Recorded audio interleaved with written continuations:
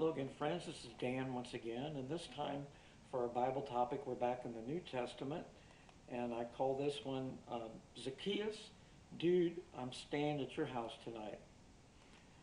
So I think it's very cool, this story. Before social media, imagine that. There was actually a time before social media, but word about Jesus had spread throughout the country.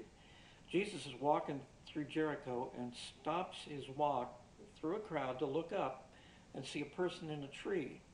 That person, Zacchaeus, that Jesus saw and called by name, was a small man who had climbed up the tree to get a better view. He'd heard of Jesus and was very curious. Zacchaeus was a tax collector, and tax collectors were hated throughout the country. They were considered traitors. They were collaborators.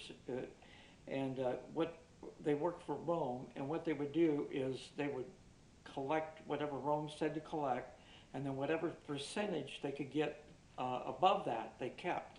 So many tax collectors became very wealthy during this time. Well, what can we learn from this interaction?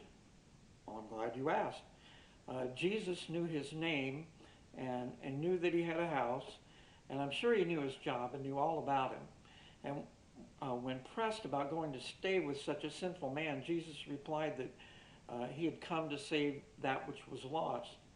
His love and the salvation he offered was available to all, even to the worst of sinners, well, like you and me. Another thing we learn is that people will miss Jesus' salvation offer because of pride.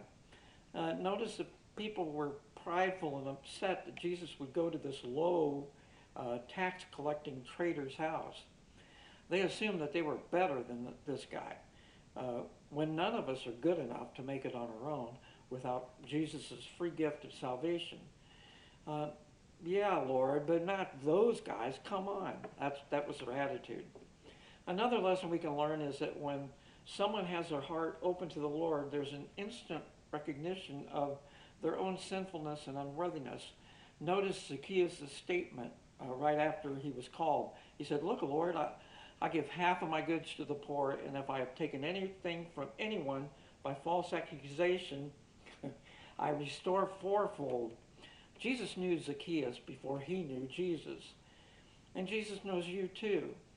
He knows everything about you, every sin, every thought, every conversation you'll ever have or have had. And he even knows the numbers of the hairs on your head. And he loves you. And he offers you the same gift he offered Zacchaeus, to spend eternity with him. He will even bring you to his house this time. Links are below, and may God richly bless you.